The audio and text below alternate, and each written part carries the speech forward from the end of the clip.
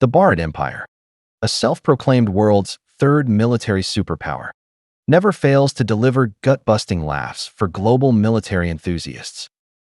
Indian netizens boast unmatched keyboard warfare, claiming their dual aircraft carrier battle group could sweep the Indian Ocean. Their Tejas fighter jet could crush the F-16, and their Arjun tank could trample the T-90. As if India's military industry has surpassed the US and Russia, charging straight for galactic supremacy. Reality hits like a steaming pile of cow dung, smacking these Bharat lions in the face. In the 2025 India-Pakistan conflict, the Indian Air Force deployed Rafale, Su-30, and MiG-29 jets against Pakistan, only to be obliterated by Chinese-made J-10C and JF-17 fighters. Pakistan claimed 5 Indian jets shot down, including 3 Rafales, 1 Su-30, and 1 MiG-29. India mumbled about combat losses but dodged details, leaving Indian media silent. The so-called national pride Tejas fighters stayed grounded, too flimsy for combat, barely able to fly airshow laps without breaking. The Bharat Empire can't even produce a decent rifle, yet brags about being a military superpower? Their Vikrant carrier, Arjun tank, and Dhruv helicopter are industrial trash, useful only for Modi's government to dupe voters with propaganda photos, touting Indian manufacturing greatness. Anyone with military knowledge knows these god-tier weapons are scrap metal, unable to match Pakistan, let alone China. It's so laughable it could dislocate your jaw. When it comes to the Bharat Empire's catalog of military-industrial jokes, the INSAS rifle stands as the undisputed champion, the poster child of India's overambitious dreams. Its development is a tear-soaked saga of procrastination.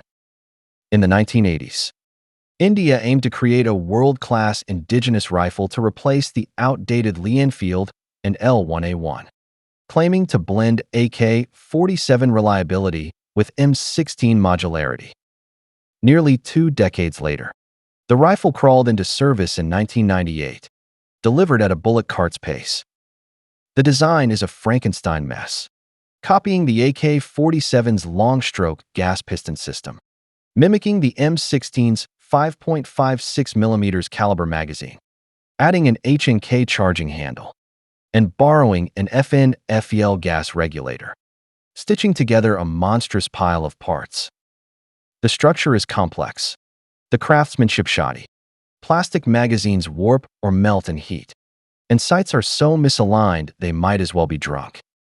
Soldiers rely on luck to hit targets. Most absurdly, India couldn't manufacture NATO standard 5.56mm bullets, forcing imports from Israel at a premium. A country that can't make bullets calls this a god-tier weapon? Their audacity is thicker than Arjun tank armor. The INSAS's battlefield performance is a catastrophe. In the 1999 Kargil War, the rifle debuted and became the Indian Army's nightmare. In freezing Himalayan mountains, plastic magazines cracked, bolts jammed, barrels overheated, and soldiers complained the rifle would auto-switch to full auto mode, spraying bullets like a broken hose, splattering lubricant onto their faces, a feature dubbed self-cleaning facial. One soldier declared, "Using the INSAS in combat is worse than throwing rocks." After the war, the Indian Army abandoned the INSAS, favoring old AKMs or imported rifles. To clear stockpile, India subsidized 70% of the cost, exporting 26,000 INSAS rifles to Nepal, letting Nepal pay just 30%, under the guise of strengthening military ties. This batch of god-tier rifles screwed Nepal's army. In 2005, during a 10-hour battle with Maoist rebels, the INSAS jammed constantly, barrels overheated to untouchable levels, and 43 Nepalese soldiers died as a result. Nepal spokesman fumed, "If we'd used M16s, those 43 men would be alive."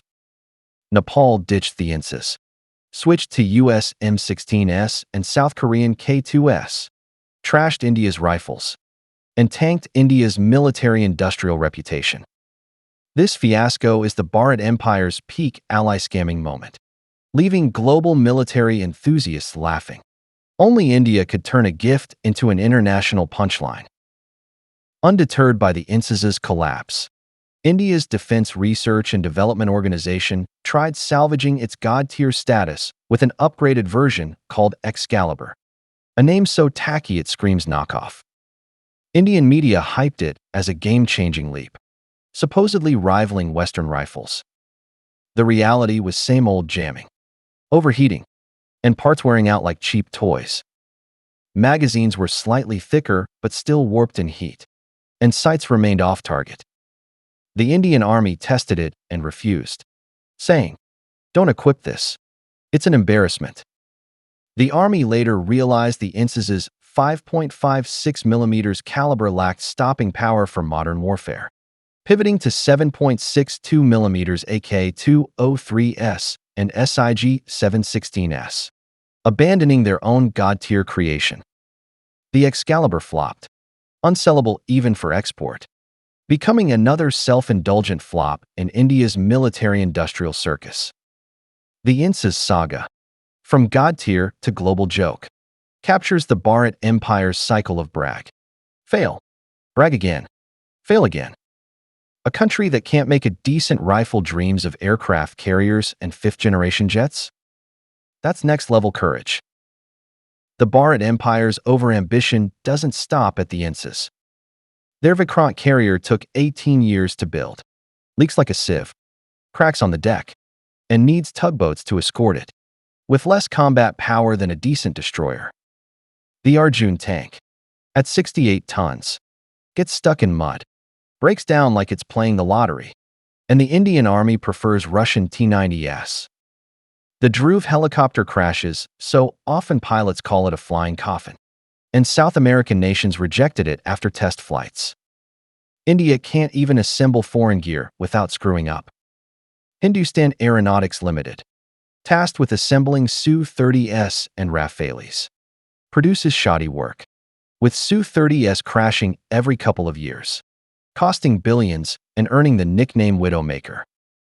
India's Scorpene-class submarines are so noisy they're aquatic tractors, and in 2019, one got lost in Pakistani waters, was captured, and its crew was bailed out through diplomacy, an utter humiliation.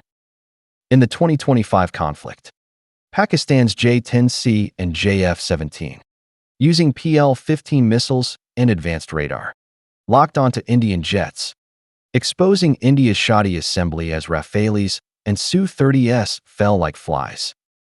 The Bharat Empire, with an industrial base weaker than some African nations, can't make reliable screws or bearings, yet brags about building carriers, jets, and tanks.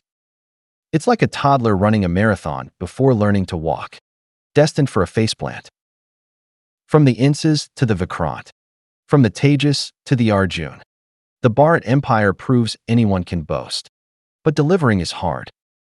Indian netizens and media are lost in their world's third military superpower fantasy, ignoring their flimsy industrial base and pathetic gear. The INSAS screwed Nepal. Rafales and Su-30S got shredded by Pakistan, and the Tejas didn't show up. This overambitious Bharat style makes India the laughingstock of military enthusiasts. Advice to India: instead of hyping dual carrier groups and god-tier jets, learn to make a rifle that doesn't jam and a screw that doesn't strip. Otherwise, the Bharat Empire's military-industrial farce will keep rolling, and the world's military joke stockpile will grow richer. India's god-tier circus is the greatest comedy in military history. For boosting combat power, maybe stuff cow dung in INSAS magazines and smear cow urine on barrels. It might fly in a Brownian motion trajectory and take out a Hongqi 16 system. Just kidding. Cow dung can't save the Bharat Empire's military industry.